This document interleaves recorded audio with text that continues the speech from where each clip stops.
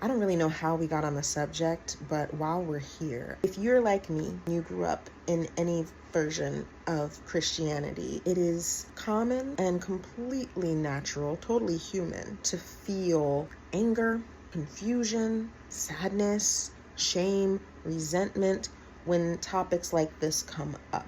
And here's why. You were indoctrinated, pre-programmed with a certain response to these ideas.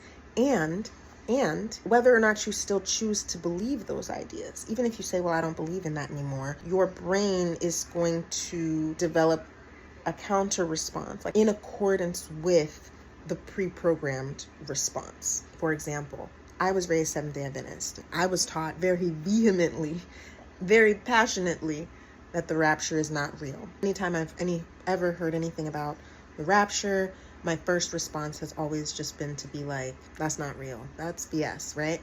That was my pre-programmed response. The point is, now, done some critical thinking, I've done my own research, I've done my own exploration, praying, connecting with the Holy Spirit as I know in a more personal way. I've really stepped back from a lot of those teachings that I was kind of given. Not everything. I still believe a lot of the core principles, but some of those, like the idea that the second coming is going to look a certain way, that is the type of stuff that I have not committed to. Because of that, and because of many other beliefs that I've chosen to discard or disregard, I have had to face a lot of resentment, frustration, even disappointment or discouragement when I see stuff like this come up.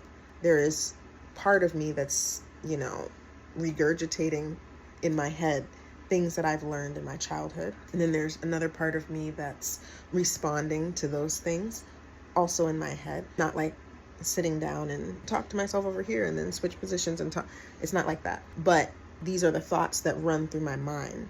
And I wonder for you, how many of you, as you're seeing not only the content from Christians, or even the content that's just like making fun of all of this content, if you grew up in a religious context, I assume it has some kind of influence on you. It brings up something, an idea, a feeling, a memory. I'm curious, what is this conversation bringing up for you? How have your beliefs evolved over time? How active are you in critically analyzing your own spiritual beliefs? And how, if you are experiencing any kind of triggering emotions when having these conversations or seeing these conversations, how do you be with yourself through those emotions?